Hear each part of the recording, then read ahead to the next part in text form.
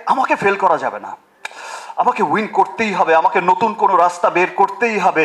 যেই রাস্তায় চলবে আমার পেছনের সবাই, যেই রাস্তায় চলবে সিয়াম, যে রাস্তায় চলবে আজকে যেই ছেলেটা নতুন এসেছে, আজকে যে মেয়েটা নতুন এসেছে, ওর পথ চলাটাকেই আমি আরো ইজি করে দিয়ে যেতে চাই।